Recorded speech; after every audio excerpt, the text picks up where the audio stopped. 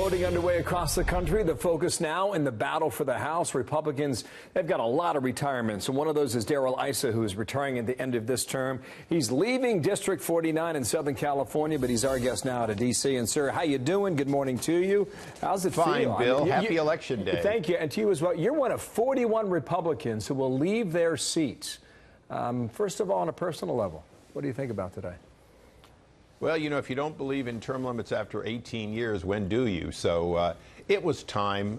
It was time maybe 2 years, 3 years, 4 years earlier. But I've enjoyed what I've done, but there comes a point at which you're reauthorizing legislation you passed a decade earlier. So I'm looking forward to life after Congress. I'm also looking forward to this administration to continuing to grow the economy. So it's a good time to leave in that sense. What is your sense about today? I mean, you're one of these districts that could really flip toward Hillary Clinton.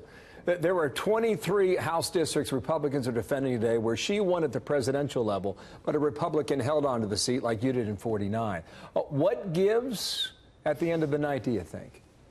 Well, to a certain extent, you have to write off some of California.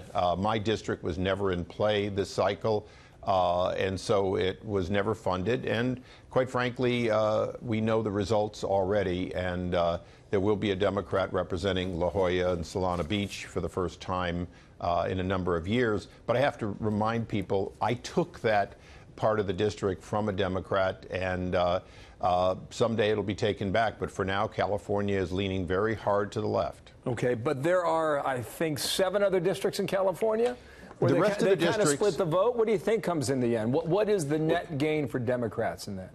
I think the net gain is 1. There's only been 1 seat that wasn't defended. All the other seats have been vigorously defended. We've been outspent 2 or 3 to 1 in a number of these seats, Dana Rohrabacher's, Mimi Walters, and so on. But there's been enough money to get the message out that the growth in job and the economy has to do with policies not from California, but from Washington that are really making a difference in our economy. And the proof is in everyone's paycheck. Here's the president. There will be changes. That's basically what he's saying on the tarmac yesterday. Watch here and listen.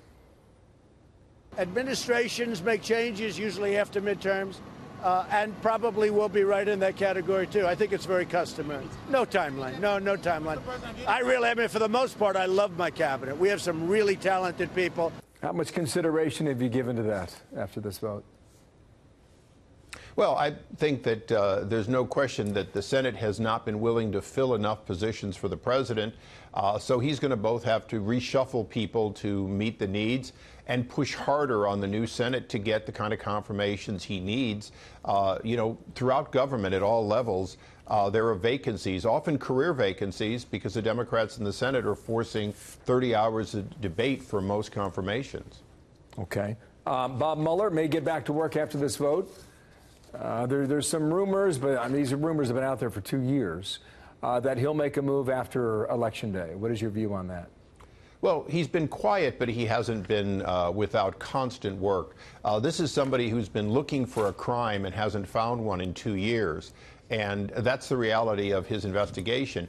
Not one person has been charged connected to the administration with a violation, any collusion with the Russians related to this campaign, but he's still looking for it, and I suspect he'll continue. What I'm hoping is that he starts realizing that since the fake dossier paid for by Hillary Clinton and the DNC is what started his investigation, he ought to at some point get the authority, if he doesn't have it, to really go after that kind of misconduct that led to millions, tens of millions of dollars of investigations of something that didn't happen. Last question then, back to the midterm voting. Yes. 105 million is the prediction. That's a lot for a midterm. It's great for democracy, but it's a lot for a midterm. What do you think those voters are trying to say? Are they voting local or national? Are they voting for something or against something? You know, in some cases, these races have been nationalized. I certainly think that there are examples, but then some are localized.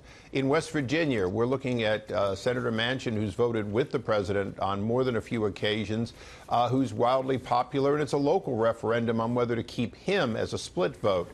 The same thing in Tennessee. Those are areas where it's not about President Trump. It's really about your local favorite. In other areas, it is, in fact, a referendum on do we, in fact, support the impeachment of the president, which is what the Democrats have vowed to do.